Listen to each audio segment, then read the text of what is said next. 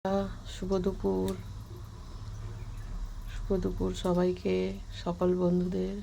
আজকের মেনু হচ্ছে ফুলকপির ডাঁটার চচ্চড়ি হবে আর চিকেন হবে। আর দেখা যাক কি কি হয়। তেল দিয়ে দিয়েছি, গরম হয়ে গেছে, পাঁচফোড়ন দিয়ে দিয়েছি।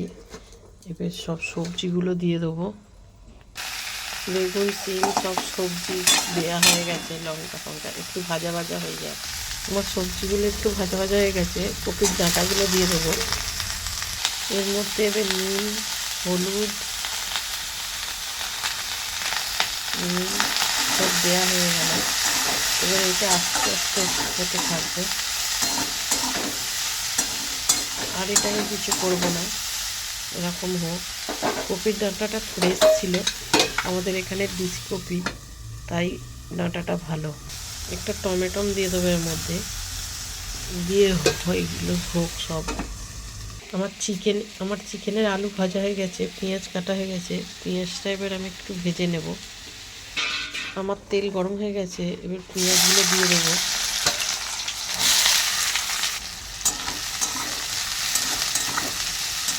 পেঁয়াজটা একটু ভাজা ভাজা হোক। পেঁয়াজের মধ্যে একটু নুন দিয়ে দেবো, যাতে পেঁয়াজটা একটু নরম হয়ে যায় আর তাড়াতাড়ি ভাজাও হয়ে যাবে। মাংস আমার ধোয়া কমপ্লিট হয়ে গেছে। এবার এর মধ্যে টমেটো ভাজা দিয়ে দেবো, দিয়ে একটুখানি নাড়বো, একটু কাঁচা গন্ধটা চলে যাক, তারপর মশলাগুলো দেবো। এবার মশলাগুলো দিয়ে দেবো।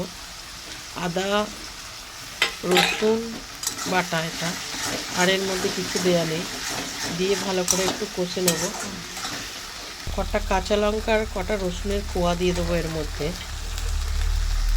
আমার মশলাটা গন্ধটা চলে গেছে। এবার এর মধ্যে একটু হলুদ গুঁড়ো,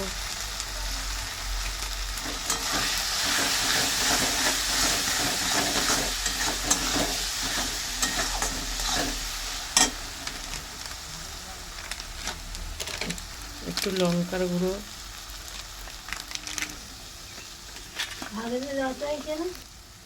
একটু নুন দিয়ে দেবো, দিয়ে ভালো করে নাড়বো। মশলা আমার কষা হয়ে গেছে, এর মাংসগুলো দিয়ে দেবো, দিয়ে ভালো করে কষবো। যেহেতু মাংসটা কষা কষা হবে, আলুগুলো একেবারে দিয়ে দেবো, দিয়ে একদম চাপা দিয়ে দেবো। এবার আস্তে আস্তে হোক। ঢাকা দেওয়া হয়ে গেছে। ওপাশে আমি এবার বেগুন ভাজবো, বেগুনটাকে ভেজে নেব। তেল আমার গরম হয়ে গেছে, এবার বেগুনগুলো ভেজে নেব। বেগুনগুলো দিয়ে দিলাম।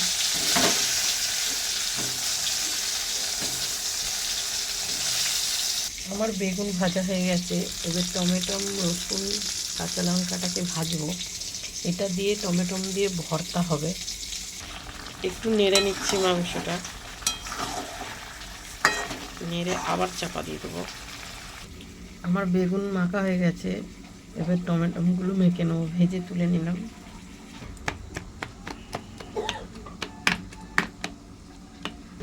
এতে অল্প জল দিয়ে দেবো, যেহেতু আজকে ডাল ফাল কিছু হয়নি, সেহেতু একটু জল দিয়ে দিই। দিয়ে একটু কাই মতন রাখবো।